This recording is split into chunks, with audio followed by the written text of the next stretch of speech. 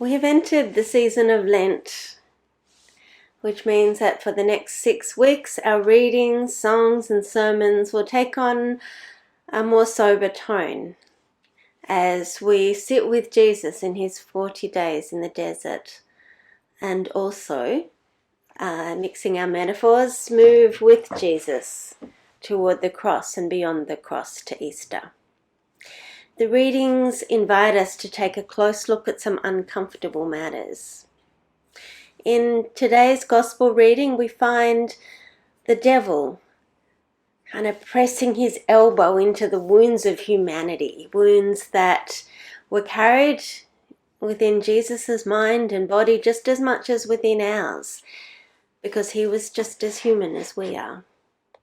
Wounds that we all share, wounds around being denied what we need, being misunderstood, and being limited and frustrated. There is nothing wrong with the things Jesus is offered here. He's not being tempted by evil, he is being tempted by good things, things that can soothe the pain of our wounded humanity. He is tempted by good things, but things that would short-circuit the ultimate good that God intends to bring about through him. Tempted by things that would soothe the pain but not heal the wound. These wounds have been very tender lately in our world. They have been aching in the rubble of Turkey and Syria and New Zealand, where rescuers have had to work quickly and carefully to find people while they're still alive before they run out of food, water and air. And we think, if only we could turn stones into bread and water and air, then all would be well.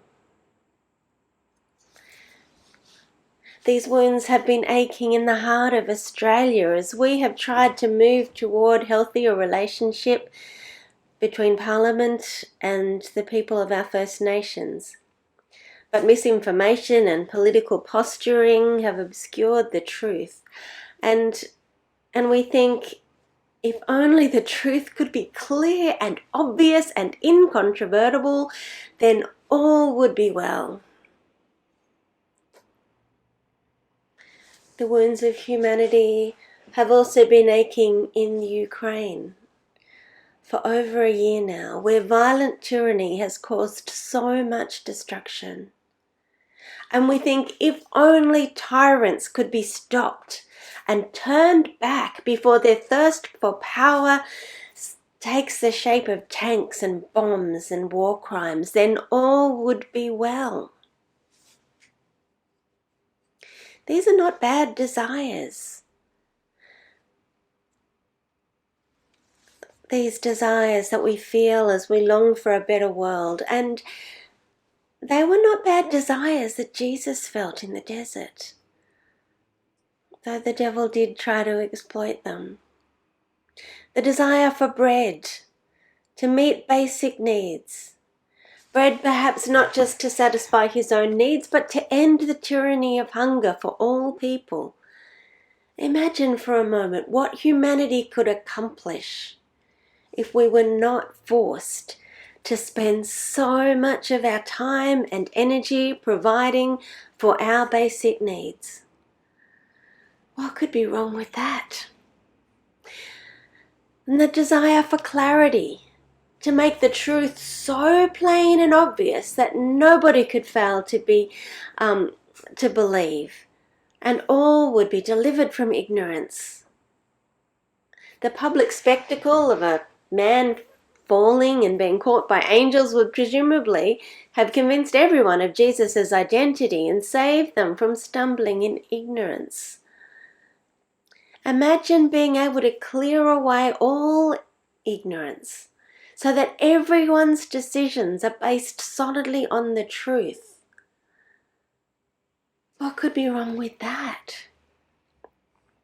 And then the desire for power, for the capacity to make a real difference in the world, power to rule rightly and justly power to release all who are oppressed and exploited, to remove Putin and every dictator like him, to permanently disarm all nuclear weapons and reshape all spears into plowshares, to release every victim of domestic violence from the ones who control them.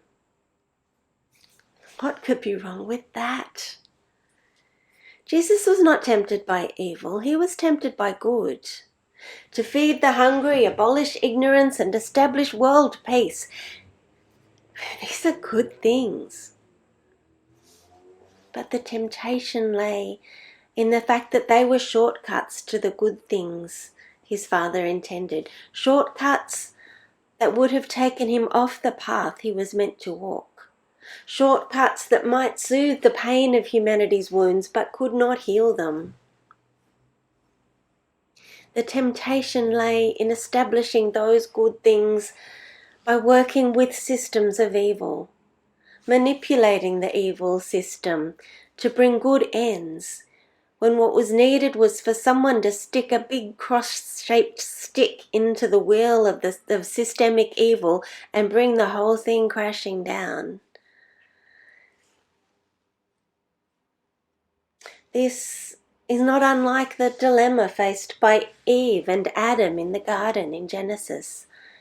They were told not to eat from the tree of the knowledge of good and evil. Now this is such a powerful symbol that there have been any number of meanings that people have taken from it and can validly take from it. So I'll repeat something that I said last week. Sometimes the Bible is not inviting us into clarity and certainty, but rather into puzzlement and wonder. Symbols, metaphors, and stories are like that. They expand our imagination rather than narrowing our thought. So rather than trying to work out exactly with one-to-one correspondence what each of the symbols in this symbolic account in Genesis is about, and particularly what this tree means, we were invited to consider all the things it might mean. And today, let's look at the name, knowledge of good and evil. Now, this looks like a rhetorical device called a merism, which is common in Hebrew poetry. It's like when we say Jesus is the Alpha and the Omega. We don't mean that he's just at the extremes of life and absent in between. We mean he is the whole thing. Two extremes are taken to represent the whole. Merism, as I said, is quite common in Hebrew poetry. It will speak about the East and the West, and you're meant to understand that means the whole of the world. Knowledge of good and evil, then, can mean all knowledge, from one extreme to another. Knowledge of everything. Absolutely everything. Now that can't be bad, can it? Knowledge is good, surely. Now, any of us who are parents know that we put a lot of effort into educating our children, expanding their knowledge. But there are some things we don't want them to know about until they are ready. Knowledge that might frighten them. Knowledge they might use to hurt people.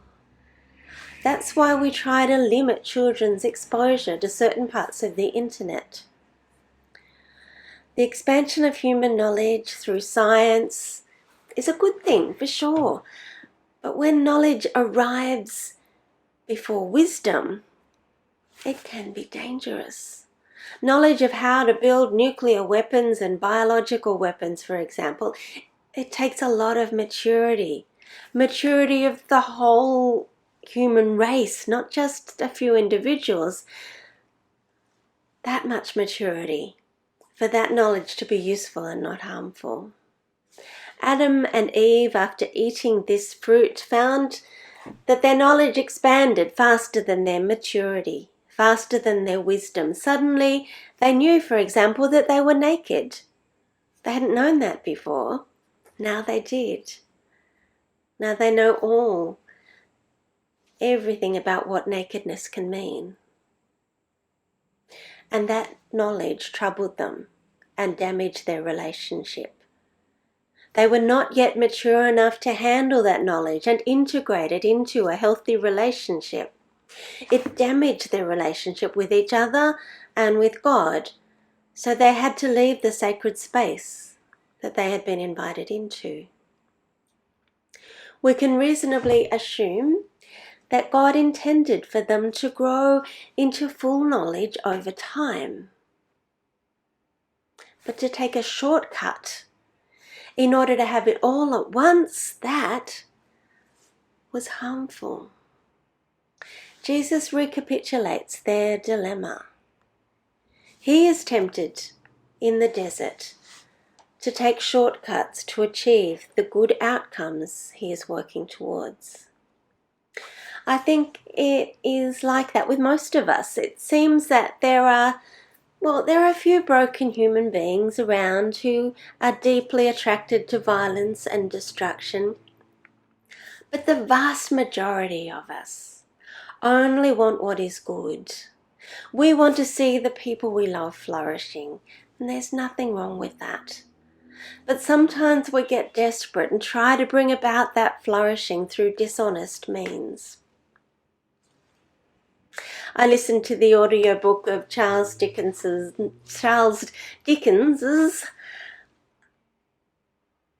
The Old Curiosity Shop last week. If you've read that book, you know the hero is a young girl who chooses to become a destitute wanderer along with her grandfather and is willing to starve if need be in order to protect her grandfather from his gambling addiction. And her grandfather had become a gambler for only one reason, and that's because he loved his granddaughter so much that he wanted to give her a better life than he felt he could give her through hard work. His daughter, her mother, had died in poverty, and he was afraid his lovely granddaughter would meet the same fate. And so he took to gambling, but his gambling caused them to lose everything.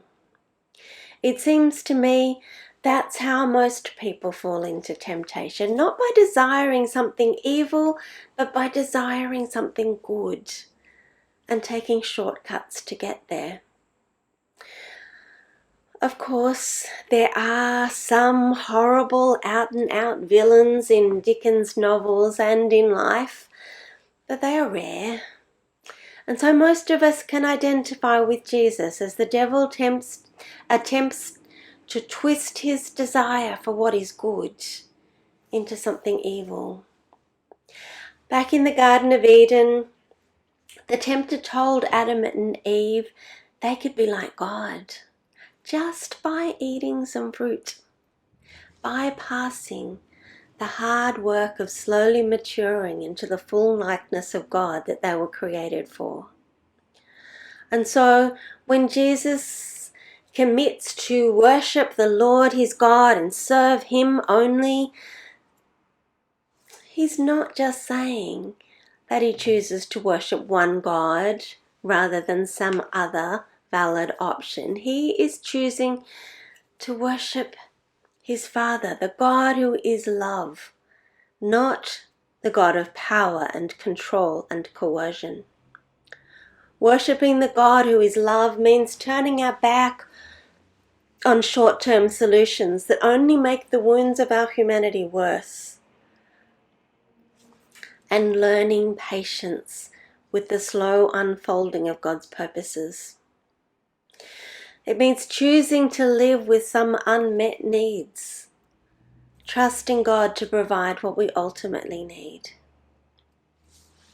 It means choosing to live by the wisdom of God who loves us rather than forcing our own specialness on people's attention. It means choosing the slow unfolding of God's will rather than using power to take control into our own hands. During the season of Lent, we seek to keep these things close to our attention by adopting a healthy practice to remind ourselves that our bodies, minds, and relationships are under the same laws that govern the rest of the universe. We are not special. We may do it by practicing quiet acts of service, and by doing that, to subdue the need to draw the spotlight onto ourselves. And we do it through prayer, as we remember that we don't need force or trickery to bring about the good things we desire. Instead, we can graft our desire into God's desire for all that is good. And so, as you set out on this journey, this Lenten journey of service, prayer, and renunciation, I pray that you will be, like Jesus, surrounded by angels who will dress your wounds and celebrate your victories. Amen.